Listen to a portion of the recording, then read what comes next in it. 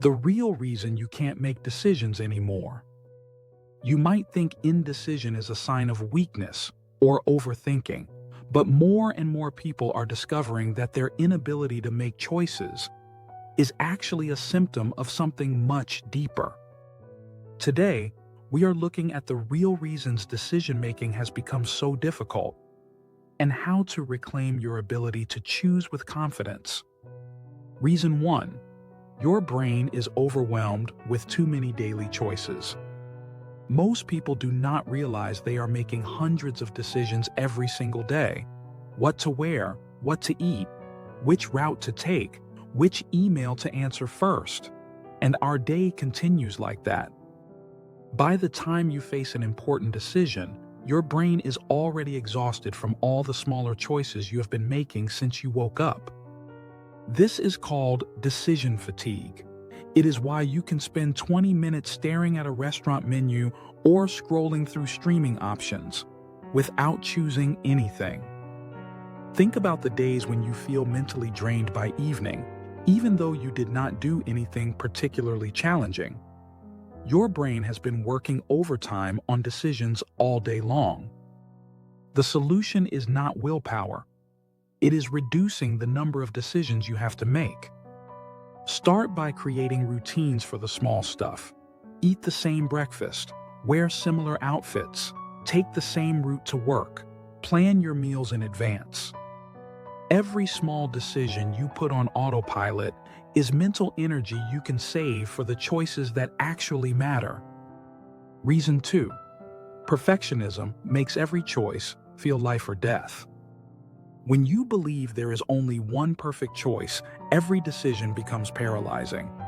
You research endlessly, weigh every possible outcome, and still feel like you might be making a mistake.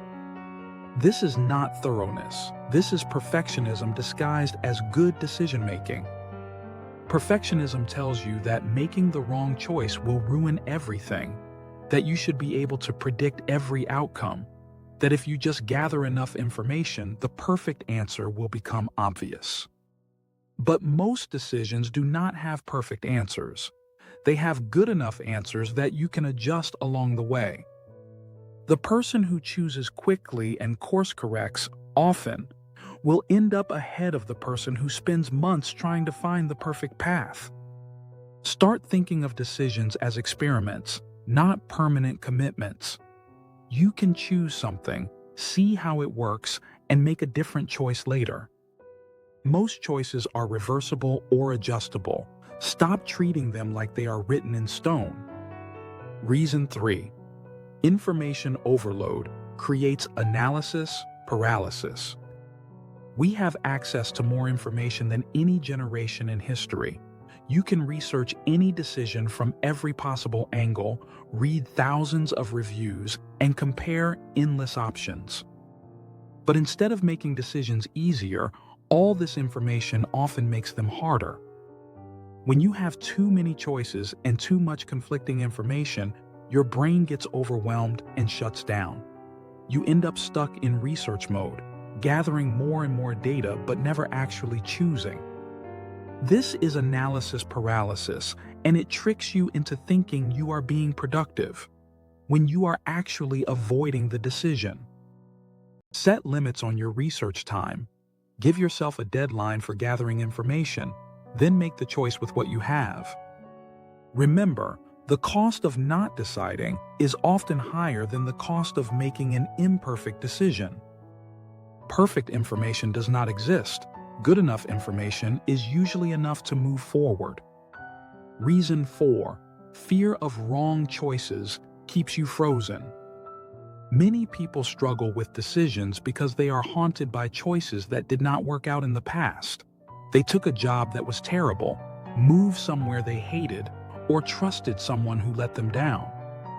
Now every decision feels dangerous because you remember how wrong things can go.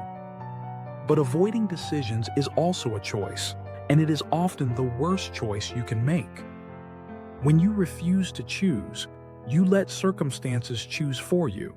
You stay in situations that are not working because leaving feels too risky. You miss opportunities because committing feels too scary. Here is the truth about wrong decisions. Most of them are not actually wrong. They are just information. They teach you what you do not want, what does not work, and what to do differently next time. The people who seem to make good decisions are not better predictors of the future. They are just more willing to make choices, learn from them, and adjust course. Start viewing past decisions that did not work out as valuable data, not failures. They helped you learn what you actually want. Reason 5. You believe perfect certainty should come before action. This might be the biggest trap of all. Believing you should wait until you feel completely sure before making a decision. Certainty is a feeling, not a fact. And that feeling rarely comes before you take action. It comes after you have committed to a path and started walking it. The people you think are naturally confident decision makers do not feel more certain than you do. They have just learned to act without certainty. They understand that clarity comes through action, not before it. You do not think your way into a new life. You choose your way into it. If you are waiting to feel completely sure before making your next move, you are waiting for something that does not exist. Start making decisions based on the best information you have right now, not the perfect information you think you need. Trust that you can handle whatever happens. You have survived every decision you have made so far, including the ones that did not go as planned. Moving forward. Your inability to make decisions is not a character flaw. It is the result of decision fatigue, perfectionism, information overload, fear of mistakes, and waiting for a certainty that never comes. The solution is not to become a better predictor of outcomes. It is to become more comfortable with uncertainty and more trusting of your ability to handle whatever results. Start small. Make one quick decision today without researching it to death. Notice that the world does not end when you choose something that is just good enough. Your life is not waiting for perfect decisions. It is waiting for you to start choosing and see where those choices lead.